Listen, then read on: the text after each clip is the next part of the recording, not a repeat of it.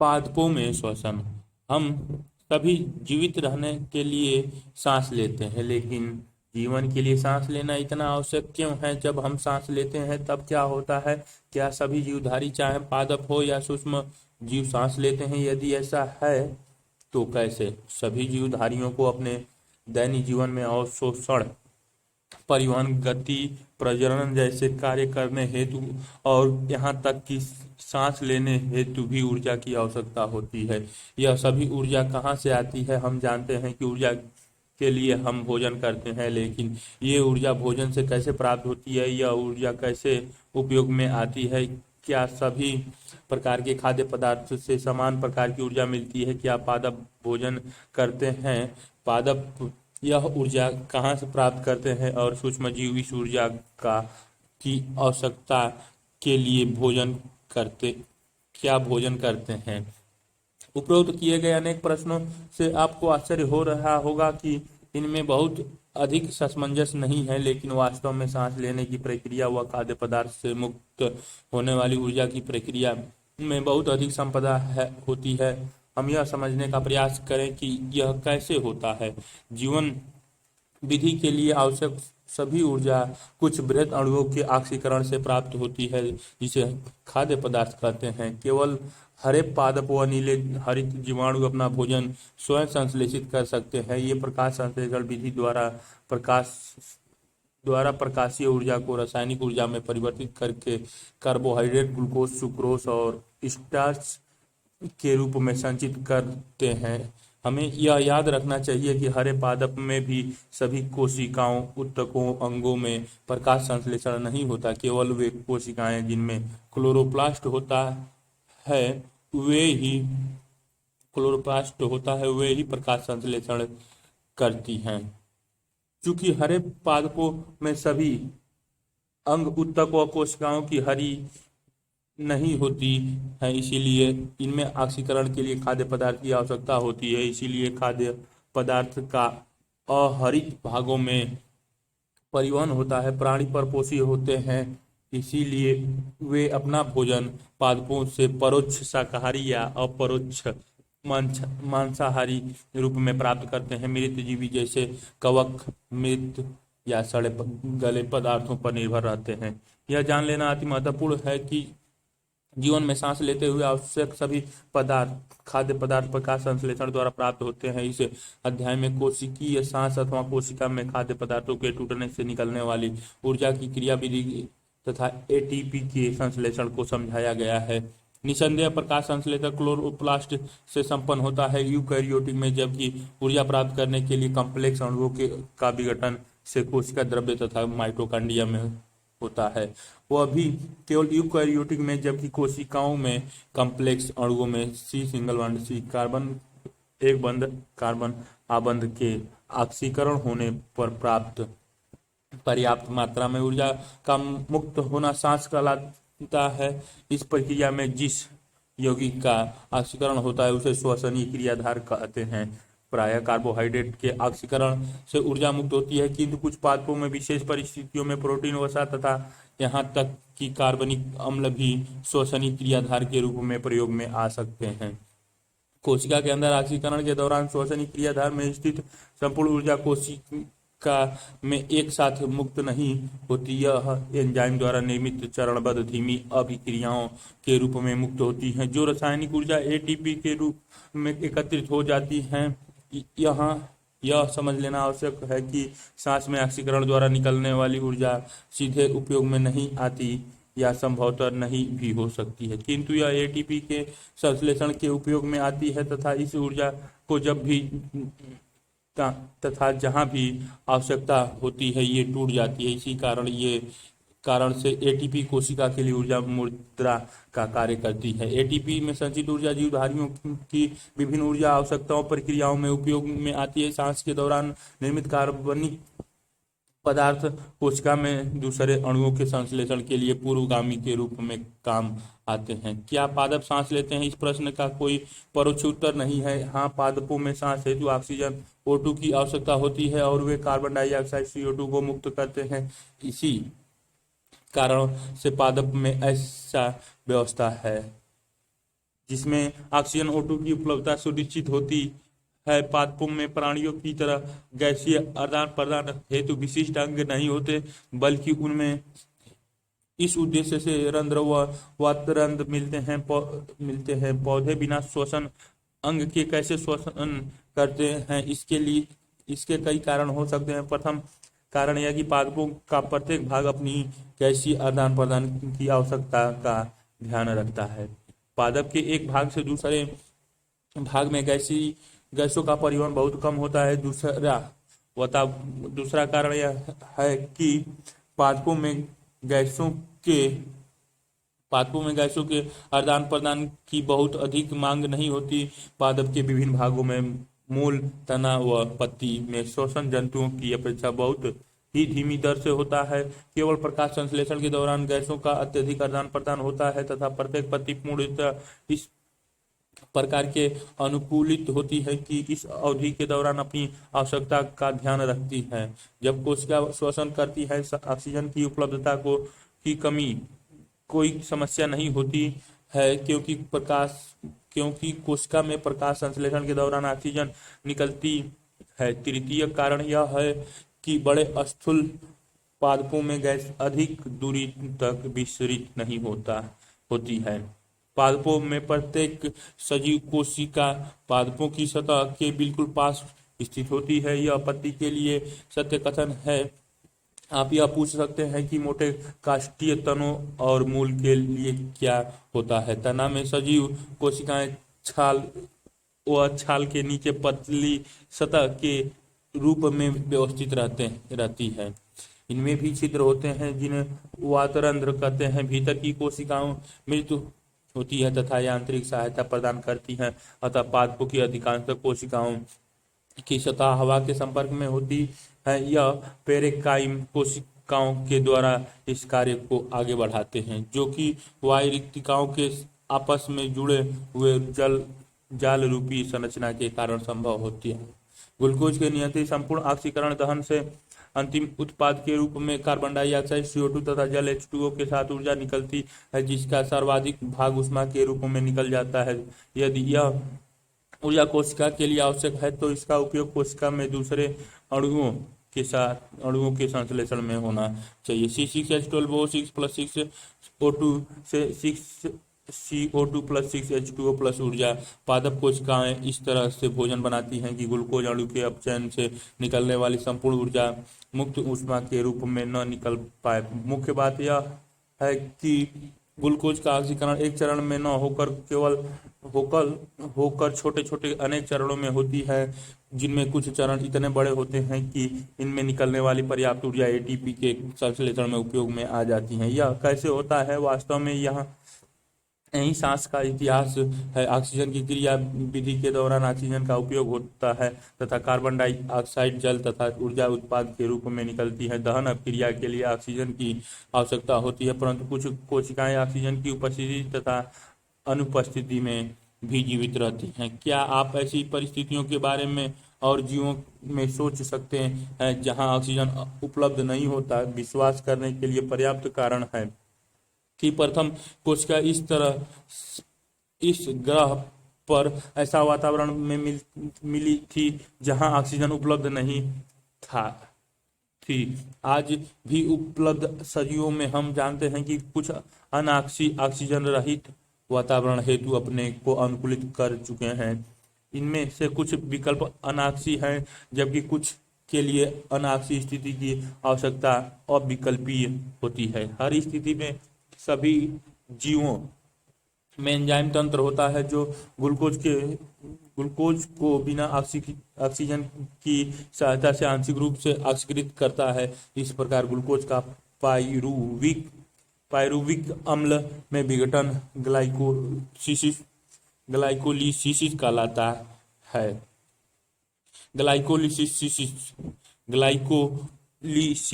शब्द का उत्पत्ति ग्रीक शब्द ग्लाइकोस अर्थात शर्करा तथा लाइसिस अर्थात टूटने से हुआ है। ग्लाइकोलिसिस की प्रक्रिया गुस्ताव इबेडेन ओटोमेयर हाफ द जे पारानास द्वारा दिया गया तथा इसे सामान्यतः EMP पास कहते हैं। अनाक्षी जीवों में सांस की केवल यह प्रक्रिया है। ग्लाइकोलिसिस कोशिकाएं द्रव्य में संपन्न होती हैं और यह भी सजीवों में मिलती हैं। इस प्रक्रिया में ग्लूकोज आंशिक ऑक्सीकरण द्वारा पायरुविक अम्ल के 2 अणुओं में बदल जाता है। पादपों में यह ग्लूकोज सुक्रोज से प्राप्त होता है, जो कि प्रकाश संश्लेषण कार्बन अभिक्रिया का अंतिम उत्पाद है। यह संचयित कार्बोहाइड्रेट से प्राप्त होता है। सुक्रोज इन्वर्टर्स नामक एंजाइम की सहायता से ग्लूकोज तथा फ्रुक्टोज में परिवर्तित हो जाता है। ये दोनों मोनोसेकेराइड सरलता से ग्लाइकोलाइटिक चक्र में प्रवेश कर जाते हैं। ग्लूकोज एवं फ्रुक्टोज हेक्सोकाइनेज एंजाइम द्वारा फास्फोरीकृत होकर ग्लूकोज 6 फास्फेट बनाते हैं। ग्लूकोज का फास्फोरीकृत रूप समावीकरण द्वारा फ्रुक्टोज 6 फास्फेट में परिवर्तित हो जाता है। ग्लूकोज एवं फ्रुक्टोज के उपापचय के बाद के क्रम में एक समान होता है। ग्लाइकोलिसिस के विभिन्न चरण चित्र 14.1 में दर्शाए गए हैं। ग्लाइकोलिसिस में 10 श्रृंखलाबद्ध अभिक्रियाएं में विभिन्न एंजाइम द्वारा ग्लूकोज के पाइरूवेट का निर्माण होता है। ग्लाइकोलिसिस के विभिन्न चरणों के अध्ययन के दौरान उन चरणों पर ध्यान दें जिसमें एटीपी का उपयोग, एटीपी ऊर्जा अथवा संश्लेषण। इस मामले में NADH प्लस H+ होता है। एटीपी का उपयोग 2 चरणों में होता है। पहले चरण में जब ग्लूकोज 6 फास्फेट में परिवर्तित होता है तथा दूसरे चरण में वह दूसरे फ्रुक्टोज 6 फास्फेट का फ्रुक्टोज 1,6,20 फास्फेट में परिवर्तित होता है। फ्रुक्टोज 1,6,20 फास्फेट टूटकर डाई हाइड्रोक्सी एसीटोन फास्फेट तथा 3-फास्फोग्लिसरॉल्डिहाइड PGAL बनता है। जब 3-फास्फोग्लिसरॉल्डिहाइड PGAL का एक 3 फास्फोग्लिसरेट PGA में परिवर्तन होता है तो NAD+ से NADH+ H+ का निर्माण होता है। PGAL से 2 समान अपचय रिडॉक्स 2 हाइड्रोजन अणु। चित्र 14.1 ग्लाइकोलिसिस के चरण। Glucose 6C ATP ADP glucose 6 phosphate 6C से fructose 6 phosphate 6C ATP ADP fructose 1,6 biphosphate 6C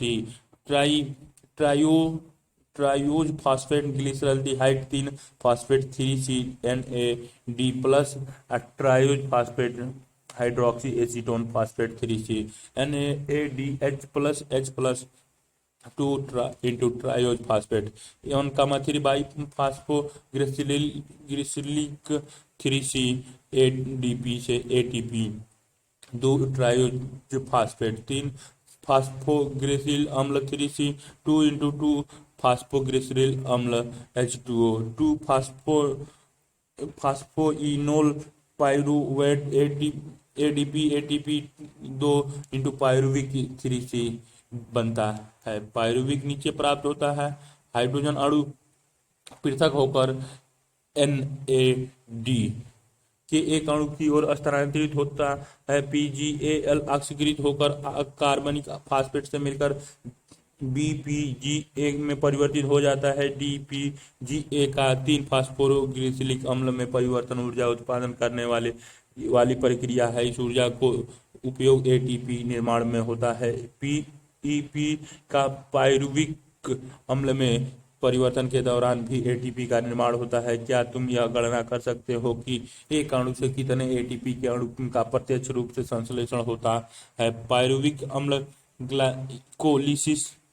glycolysis का मुख्य उत्पाद है। पाइरुवेट का उपापचयी भविष्य क्या है? यह कोशिका आवश्यकता पर निर्भर है। यहाँ 3 प्रमुख तरीके हैं जिसमें विभिन्न कोशिकाएं ग्लाइकोलिसिस द्वारा उत्पन्न पाइरुविक अम्ल का उपयोग करती हैं। ये लैक्टिक अम्ल किण्वन, एल्कोहलिक किण्वन और ऑक्सीसांस है। अधिकांशतः प्रोकैरियोटिक तथा एक कोशिकीय यूकैरियोटिक में भी किण्वन अनाक्षी परिस्थितियों में होता है। ग्लूकोज के पूर्ण ऑक्सीकरण के फलस्वरूप कार्बन डाइऑक्साइड तथा जल बनने हेतु जीवधारियों में क्रेब्स चक्र के द्वारा होता है, जिसे ऑक्सीशोषण या सांस कहते हैं, जिसमें ऑक्सीजन की आवश्यकता होती है। किण्वन किण्वन में ईस्ट द्वारा ग्लूकोज का अनाक्षी परिस्थितियों में अपूर्ण ऑक्सीकरण होता है, जिसमें अभिक्रियाओं के विभिन्न चरणों द्वारा पायरुविक अम्ल, कार्बन डाइऑक्साइड तथा इथेनॉल में परिवर्तन हो जाती है। एंजाइम पायरुविक अम्ल डीकार्बोक्सिलेस एवं एल्कोहल डिहाइड्रोजिनेशन इस अभिक्रिया को उत्प्रेरित करता है। दूसरे जीव जैसे कुछ बैक्टीरिया पायरुविक अम्ल से लैक्टिक अम्ल का निर्माण करते हैं। ये चरण चित्र 14.2 में दर्शाए गए हैं। प्राणी की मांसपेशियों की कोशिकाओं में शारीरिक अभ्यास के दौरान जब कोशिकाएं सांस के लिए अपर्याप्त ऑक्सीजन होती है, तब पायरुविक अम्ल लैक्टिक डिहाइड्रोजिनेशन द्वारा लैक्टिक अम्ल में अपचयित हो जाता है और अपचयी कारक NADH प्लस H प्लस होता है, जो पुनः दोनों प्रक्रियाओं में NAD प्लस में ऑक्सीकृत हो जाता है। दोनों लैक्टिक अम्ल तथा एल्कोहल किण्वन में पर्याप्त ऊर्जा मुक्त नहीं होती। ग्लूकोज में 7% से कम ऊर्जा मुक्त होती है और इसकी संपूर्ण ऊर्जा का उपयोग उच्च ऊर्जा बंध वाले ATP के निर्माण में नहीं होता। अम्ल व एल्कोहल बनाने वाले उत्पाद की प्रक्रिया खतरनाक होती है। ग्लूकोज के एक अणु से किण्वन के बाद एल्कोहल या लैक्टिक अम्ल बनाने के दौरान कितने शुद्ध ATP का संश्लेषण होता है, अर्थात ग्लाइकोलिसिस श्वसन के प्रमुख पथ glucose, glyceraldehyde 3 phosphate, NAD plus और NADH प्लस, 3 फास्फोग्लिसरिक अम्ल, फास्फोइनोल पायरुविक अम्ल से NADH प्लस, H प्लस से NAD प्लस और ethanol plus carbon dioxide. Pyruvic अम्ल से NADH प्लस, H प्लस से NAD प्लस लैक्टिक अम्ल निकलता है। श्वसन के ये प्रमुख तंत्र पथ हो गए। के दौरान उपयोग में आने वाले ATP की संख्या घटाकर गणना करें कि कितने ATP का संश्लेषण होता है। जब एल्कोहल की मात्रा 13% या अधिक होती है तो ईस्ट के लिए यह विषाक्तता व मृत्यु के कारण बनती है। प्राकृतिक किण्वत पेय में एल्कोहल की अधिकतम सांद्रता कितनी होगी? क्या आप सोच सकते हैं कि मादक पेय में एल्कोहल की मात्रा इसमें स्थित एल्कोहल की सांद्रता से अधिक कैसे प्राप्त की जा सकती है? वह क्या प्रक्रिया है जिसके द्वारा जीवों में ग्लूकोज को पूर्ण ऑक्सीकरण होता है और इस दौरान ऊर्जा मुक्त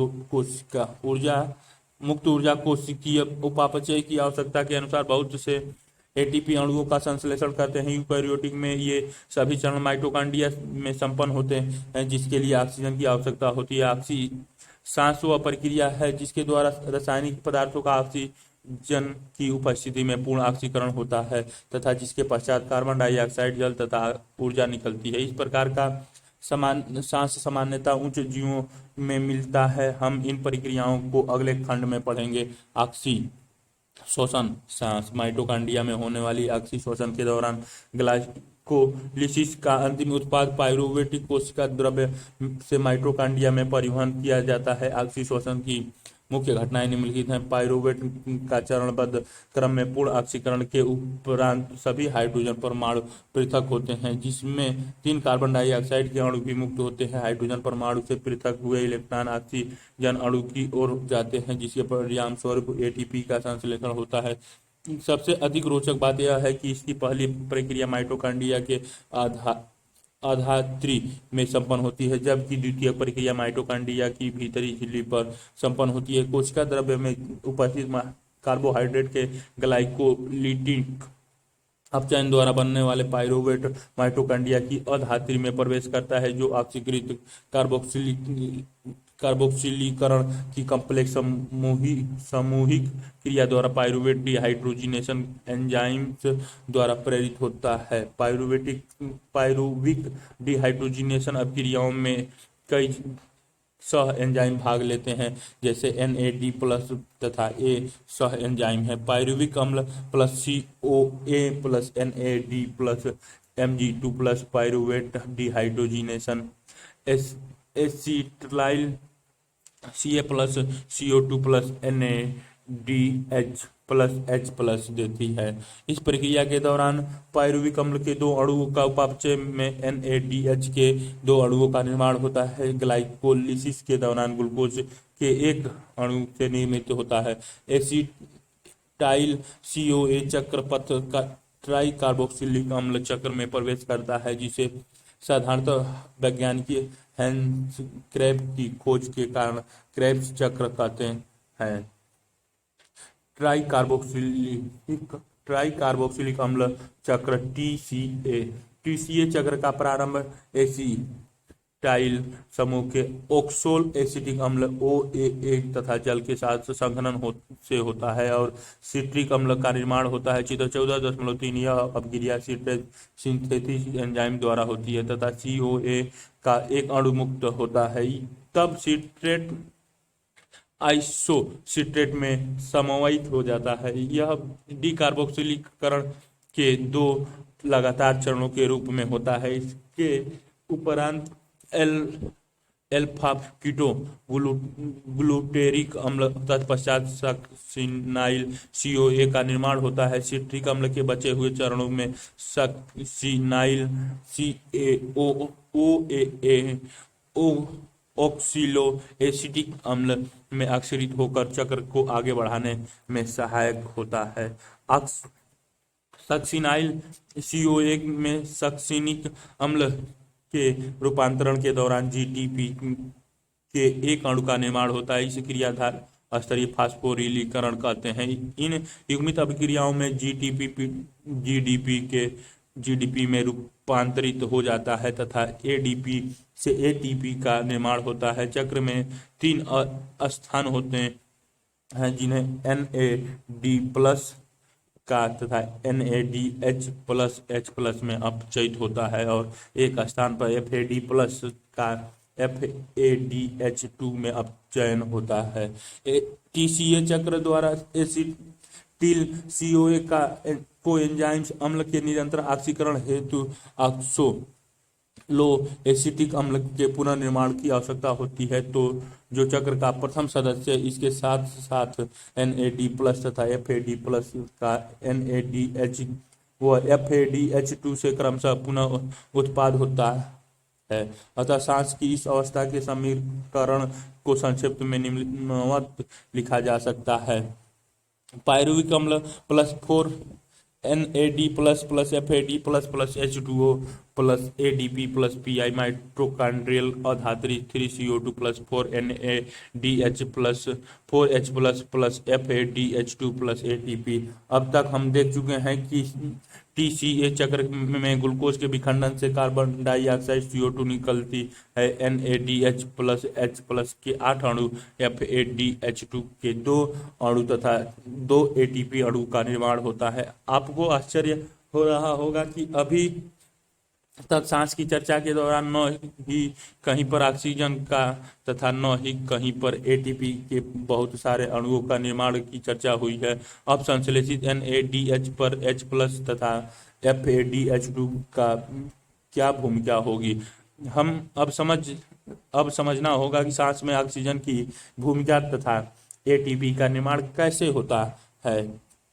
ये सिट्रिक अम्ल चक्र का प्रोसेस पायरुवेटिक 3COA NAD+ से NADH++ CO2 से एसिटाइल कोएंजाइम्स A2C ऑक्सल एसिटिक अम्ल 4C से NAD++ H++ मोलिक अम्ल से 4C से क्रिया करके FADH2 FAD+ और सक्सिनिक अम्ल 4C बनता है। 4C से GDP NADH+ से NAD+ CO2 5C से अल्फा कीरोग्लूटेरिक अम्ल NADH++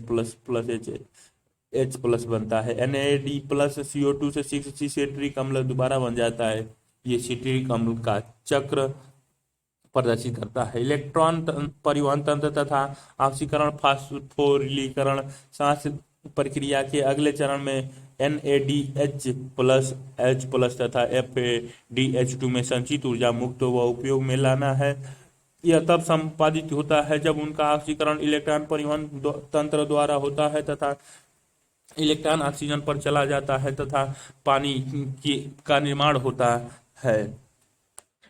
वो है उपापचयी उपापचयी पथ, जिसके द्वारा इलेक्ट्रॉन एक वाहक से अन्य वाहकों की ओर गुजरता है, इसे इलेक्ट्रॉन परिवहन तंत्र ईटीएस कहते हैं। चित्र 14.4 जो माइटोकांड्रिया के भीतरी झिल्ली पर संपन्न होता है। माइटोकांड्रिया के अधात्री में टीसीए चक्र के दौरान एनएडीएच से बनने वाले इलेक्ट्रॉन एंजाइम से एनएडीएच डिहाइड्रोजिनेशन द्वारा ऑक्सीकृत होता है। कम्प्लेक्स प्रथम तत्पश्चात इलेक्ट्रॉन भीतरी झिल्ली में उपस्थित यूबिक्विनोन की ओर स्थानांतरित होता है। यूबिक्विनोन अपचयी समतुल्य FADH2 द्वारा प्राप्त करता है। कम्प्लेक्स द्वितीय में सिट्रिक अम्ल चक्र में सक्सेनिक के ऑक्सीकरण के दौरान उत्पन्न होता है। अपचयी यूबिक्विनोल इलेक्ट्रॉन को साइटोक्रोम C की ओर स्थानांतरित कर ऑक्सीकृत हो जाता है। कम्प्लेक्स तृतीय साइटोक्रोम C एक छोटा प्रोटीन है जो भीतरी झिल्ली के बाह्य सतह पर चिपका होता है, जो इलेक्ट्रॉन को कम्प्लेक्स थर्ड तथा कम्प्लेक्स 4 के बीच स्थानांतरण का कार्य गतिशील वाहक के रूप में करता है। Complex 4 cytochrome C oxidase complex है, जिसमें साइटोक्रोम A3 तथा 2 तांबा केंद्र मिलते हैं। जब इलेक्ट्रॉन परिवहन श्रृंखला में एक वाहक से दूसरे वाहक तक कम्प्लेक्स फर्स्ट से कम्प्लेक्स 4 द्वारा गुजरते हैं, तब वे एटीपी सिंथेसिस कम्प्लेक्स 5 से युग्मित होकर एडीपी व अकार्बनिक फास्फेट से एटीपी का निर्माण करते हैं। इस दौरान संश्लेषित होने वाली एटीपी अणुओं की संख्या इलेक्ट्रॉन दाता पर निर्भर है। एनएडीएच के एक अणु के ऑक्सीकरण से एटीपी के 3 अणुओं का निर्माण होता है, जबकि FADH2 का एक अणु से एटीपी का 2 अणु बनता है। जबकि सांस की ऑक्सी प्रक्रिया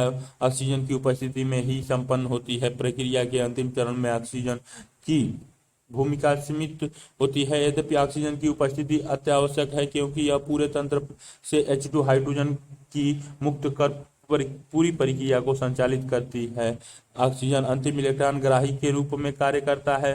प्रकाश फास्फोरिलीकरण के विपरीत, जहाँ प्रोटीन प्रवणता के निर्माण में प्रकाश ऊर्जा का उपयोग फास्फोरिलीकरण के लिए होता है, सांस में इसी प्रकार की प्रक्रिया में ऑक्सीकरण अपचयन द्वारा ऊर्जा की पूर्ति होती है।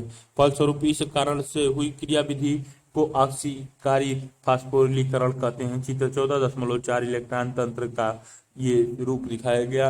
अंतर झिल्ली अवकाश आंतरिक माइटोकांड्रिया झिल्ली अधात्री NAD+H+NAD plus complex first NADH dehydrogenation से 2 इलेक्ट्रॉन निकालकर FMN बनता है। FES से 4 हाइड्रोजन H+ निकालता है। प्रथम E वाले में निकालकर एक इलेक्ट्रॉन निकालकर UQH2 बनता है। एक इलेक्ट्रॉन दोबारा निकालता है, द्वितीय वाले में आता है तो CYT+C1 से FES CYTB बनता है। Complex third cytochrome BC1 4H+ निकल जाते हैं। फिर से कम्प्लेक्स सेकंड में सक्सिनेट डिहाइड्रोजिनेशन UQH2 से UQ बनता है। CTYC से एक इलेक्ट्रॉन निकालकर CTYC FES से FAD बनता है। सक्सिनेट फ्यूरेमेरेट बनता है। फिर से एक इलेक्ट्रॉन CTY निकालकर CUA से CTYA से CTYA3 से CUB बनता है। चौथे वाले में 1/2 O2 + 2H से 2H+ निकालकर H2O complex 4 cytochrome C ऑक्सीडोज 2H+ निकालकर FO0 बनता है। FO0 से F1 ATP सिंथेसिस बनता है, जो H+ में निकलता है। ADP+P1 और ATP बनता है। विद्युत रासायनिक प्रवणता इलेक्ट्रॉन तंत्र का ये प्रदर्शन प्लस और माइनस नीचे दिखा रखा है। झिल्ली से जुड़े एटीपी संश्लेषण की क्रियाविधि के बारे में आप पहले ही पढ़ चुके हैं, जिससे पिछले अध्याय के रसोपरासरण परिकल्पना की कीमियो ओसोमेटिक हाइपोथेसिस के आधार पर बताया गया है जैसा कि पहले वर्णित है कि इलेक्ट्रॉन परिवहन तंत्र के दौरान मुक्त ऊर्जा का उपयोग एटीपी सिंथेसिस कॉम्प्लेक्स 5 की सहायता से एटीपी के संश्लेषण में होता है। यह कॉम्प्लेक्स दो प्रमुख घटकों F0 व F1 से बनते हैं। चित्र 14.5 F1 शीर्ष परिधीय झिल्ली प्रोटीन कॉम्प्लेक्स है, जहां पर अकार्बनिक फास्फेट तथा एडीपी से एटीपी का संश्लेषण होता है। वैद्युत रसायन प्रोटॉन प्रवणता के फलस्वरूप 2H+ आयन अंतर झिल्ली अवकाश में F0 से होकर अधात्री की ओर गति करता है, जिससे एक एटीपी का संश्लेषण होता है। माइटोकॉन्ड्रिया में एटीपी संश्लेषण का चित्रात्मक प्रदर्शन भी झिल्ली भीतरी माइटोकॉन्ड्रिया और एडीपी पीआई और धात्री F0 F1 और 2H+ निकालकर एटीपी और बाह्य सतह बनता है। शोषणीय संतुलन चार्ट। प्रत्येक ऑक्सीकृत ग्लूकोज अणु से बनने वाले पर्याप्त शुद्ध एटीपी की गणना करना अब संभव है, किंतु वास्तविक में यह एक सैद्धांतिक अभ्यास ही रहा होगा। यह गणना कुछ निश्चित कल्पनाओं के आधार पर ही की जा सकती है। यह एक क्रमिक सुव्यवस्थित क्रियात्मक पथ है, जिसमें एक क्रियाधार से दूसरे क्रियाधार का निर्माण होता है, जिसमें ग्लाइकोलिसिस से शुरू होकर टीसीए चक्र तथा पथ ईटीएस के बाद आती है। ग्लाइकोलिसिस में संश्लेषित NADH माइटोकॉन्ड्रिया में आता है, जहां उसका फ्लोरीकरण होता है। पथ का कोई भी मध्यवर्ती दूसरे यौगिक के निर्माण के उपयोग में नहीं आते हैं। श्वसन में केवल ग्लूकोज का ही उपयोग होता है। कोई दूसरा वैकल्पिक क्रियाधार पथ के किसी भी मध्यवर्ती चरण में प्रवेश नहीं करता है। हालांकि इस प्रकार की कल्पना सजीव तंत्रों में वास्तव में तर्कसंगत नहीं होती है। सभी पथ एक के बाद एक नहीं बल्कि एक साथ कार्य करते हैं। पथ में क्रियाधार आवश्यकता के अनुसार बाहर तथा अंदर आ जा सकते हैं।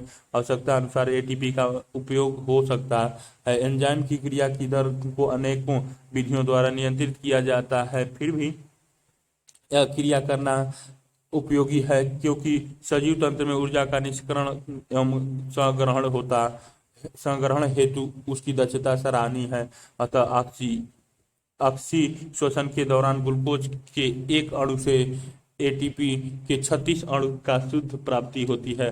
अब हम किण्वन तथा ऑक्सी श्वसन की तुलना करें। किण्वन में ग्लूकोज की आंशिक विघटन होता है, जबकि ऑक्सी श्वसन में पूर्ण विघटन होता है तथा कार्बन डाइऑक्साइड एवं जल बनते हैं।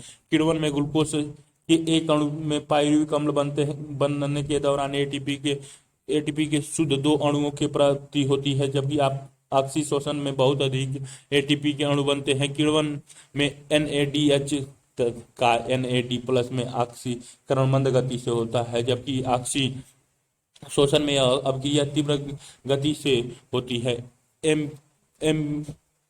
एम्फिबोलिक पथ सांस के लिए ग्लूकोज अनुकूल क्रियाधार है। श्वसन में सभी कार्बोहाइड्रेट उपयोग में लाने से पहले ग्लूकोज में परिवर्तन होते हैं। जैसे कि पहले बताया जा चुका है कि दूसरे क्रियाधार भी सांस में प्रयोग किए जा सकते हैं, किंतु तब वे सांस के पहले चरण में वसा, कार्बोहाइड्रेट, प्रोटीन, वसा अम्ल व ग्लिसरॉल, सरल शर्करा जैसे ग्लूकोज एमिनो अम्ल, ग्लूकोज 6 फास्फेट और fructose 1,6 biphosphate, hydroxy acetone, glyceraldehyde 3 phosphate, pyruvic अम्ल, एसिटाइल कोएंजाइम्स ए और जल, केब्स चक्र, कार्बन डाइऑक्साइड। श्वसन मध्यस्थता के दौरान विभिन्न कार्बनिक अणुओं का व जल में विखंडन को दर्शाने वाला उपापचय पाठ्यक्रम के आपसी संबंध का प्रदर्शन चित्र 14.6 में किया गया है। उपयोग में नहीं आते हैं। चित्र 14.6 में देखिए कि विभिन्न क्रियाधार श्वसन पथ में कहाँ उपयोग करते हैं। वसा सबसे पहले ग्लिसरॉल तथा वसीय अम्ल में विघटित होता है। यदि वसीय अम्ल सांस के उपयोग में आता है तो यह पहले एसिटिल सह एंजाइम बनकर पथ में प्रवेश करता है। ग्लिसरॉल पहले PGAL में परिवर्तित होकर श्वसन पथ में प्रवेश करता है। प्रोटीएज एंजाइम द्वारा विघटित होकर अमीनो अम्ल बनाता है। प्रत्येक अमीनो अम्ल में विएमनीकरण के बाद अपनी संरचना के आधार पर क्रेब्स अंक के अंदर विभिन्न चरणों में प्रवेश करता है। चूंकि सांस के दौरान क्रियाधार टूटते हैं, अतः सांस प्रक्रिया परंपरागत अपचयी प्रक्रिया और श्वसन पथ विश्वसनीय अपचयी पथ है। किंतु आप क्या इसे ठीक समझते हैं कि ऊपर वर्णित कि कि विभिन्न क्रियाधार ऊर्जा हेतु श्वसन पथ में कहाँ प्रवेश करते हैं। यह जानना महत्वपूर्ण है कि यौगिक उपरोक्त क्रियाधार बनाने के लिए श्वसनीय पथ से अलग होंगे, अतः पथ में प्रवेश करने से पहले वसा अम्ल जब क्रियाधार के रूप में उपयोग में आते हैं तो श्वसनीय पथ में उपयोग में आने से पूर्व एसिटाइल CoA में कभी खंडित हो जाता है। जब जीवधारी को वसा अम्ल का संश्लेषण करना होता है तो श्वसनीय पथ एसिटाइल CoA अलग हो जाता है, इसीलिए वसा अम्ल के संश्लेषण तथा विखंडन के दौरान श्वसनीय पथ का उपयोग होता है। इसी प्रकार से प्रोटीन के संश्लेषण व विखंडन के दौरान भी होता है। इसी प्रकार विघटन की प्रक्रिया कम करता है, सजीवों में अपचयन कर लाती है तथा संश्लेषण उपचय कहलाती है। चूंकि श्वसनीय पथ में अपचय तथा उपचय दोनों ही होते हैं, इसीलिए श्वसनीय पथ को एम्फीबोलिक पथ कहते हैं। उचित होगा कि न कि उपचय पथ, क्योंकि यह उपचयी व अपचयी दोनों में भाग लेती है। सांस गुणांक, हम सांस के दूसरे पक्ष को देखते हैं। जैसा कि आप जानते हैं कि ऑक्सीशोषण के दौरान ऑक्सीजन का उपयोग होता है और कार्बन डाइऑक्साइड निकलती है। सांस के दौरान मुक्त हुई कार्बन डाइऑक्साइड तथा उपयोग में लाई गई ऑक्सीजन का अनुपात को सांस गुणांक RQ या श्वसनीय अनुपात कहते हैं। सांस गुणांक बराबर मुक्त हुई CO2 का आयतन बटे उपयोग में लाई गई O2 का आयतन। सांस गुणांक सांस के दौरान उपयोग में आने वाले श्वसनीय क्रियाधार पर निर्भर करता है। जब कार्बोहाइड्रेट क्रियाधार के रूप में आकारपूर्ण ऑक्सीकृत हो जाते हैं तो सांस गुणांक 1 होगा, क्योंकि समान मात्रा में CO2 व O2 क्रमशः मुक्त होती है एवं उपयोग में लाई जाती है। जैसा कि समीकरण से स्पष्ट 6H12O6 प्लस 6O2 से 6CO2 प्लस 6H2O प्लस ऊर्जा देता है। सांस गुणांक RQ बराबर 6 CO2 बटे 6 O2 बराबर 1 2 51 H98O6 से 145 O2 102 CO2 plus 98 H2O plus ऊर्जा। सांस गुणांक RQ बराबर 102 CO2 बटे 145 O2 बराबर 0.7। जब वसा सांस में प्रयुक्त होती है तो सांस गुणांक 1 से कम होता है। वसा अम्ल ट्राइपामाटीन के रूप में उपयोग में आता है, तब इसकी गणना निम्नवत होगी। जब प्रोटीन श्वसनीय क्रियाधार के रूप में प्रयुक्त होता है तब अनुपात 0.9 के लगभग होता है। यहाँ यह जानना अति महत्वपूर्ण है कि सजीवों में श्वसनीय क्रियाधार अक्सर 1 से अधिक होते हैं, किंतु शुद्ध प्रोटीन व वसा श्वसनीय क्रियाधार के रूप में प्रयुक्त नहीं होते हैं। सारांश, प्राणियों की तरह पादपों में श्वसन या गैसीय आदान प्रदान हेतु कोई विशिष्ट तंत्र नहीं होता। रंध्र व वातरंध्र द्वारा विसरण से गैसों का आदान प्रदान होता है। पौधों में लगभग सभी सजीव कोशिकाएं वायु के संपर्क में होती हैं। जटिल कार्बनिक अणुओं के ऑक्सीकरण द्वारा C सिंगल बॉन्ड C बंधों को टूटने के उपरांत जब कोशिका से ऊर्जा की अत्यधिक मात्रा निकलती है तो उसे कोशिकीय सांस कहते हैं। सांस के लिए ग्लूकोज सर्वाधिक उपयोगी क्रियाधार है। वसा में प्रोटीन के टूटने के बाद भी ऊर्जा निकलती है। कोशिकीय सांस की प्रारंभिक प्रक्रिया कोशिका द्रव्य में संपन्न होती है। प्रत्येक ग्लूकोज का अणु एंजाइम से उत्प्रेरित श्रृंखलाओं की अभिक्रिया द्वारा पायरुविक अम्ल के 2 अणुओं में टूट जाता है। इस प्रक्रिया को ग्लाइकोलिसिस कहते हैं। पायरुवेट का भविष्य O2 की उपलब्धता तथा जीव पर निर्भर करता है। अनाक्सी परिस्थितिकी में किण्वन द्वारा लैक्टिक अम्ल या एल्कोहल बनते हैं। किण्वन बहुत सारे प्रोकैरियोटिक एक कोशिकीय यूकैरियोटिक व अंकुरित बीजों में अनाक्सी परिस्थितियों में संपन्न होता है। यूकैरियोटिक जीवों में O2 की उपस्थिति में ऑक्सीसांस होता है।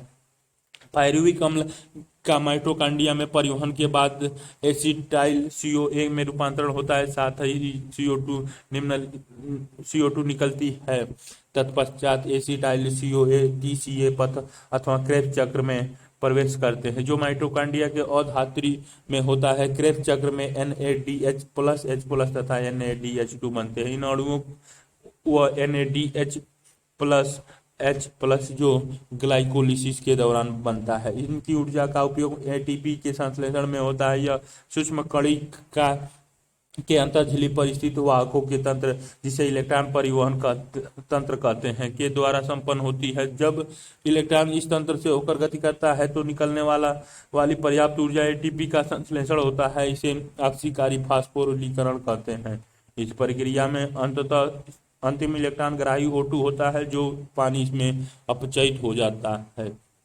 श्वसनीय पथ में उपचयी अथवा अपचयी दोनों भाग लेते हैं, इसीलिए इसे एम्फीबोलिक पथ कहते हैं।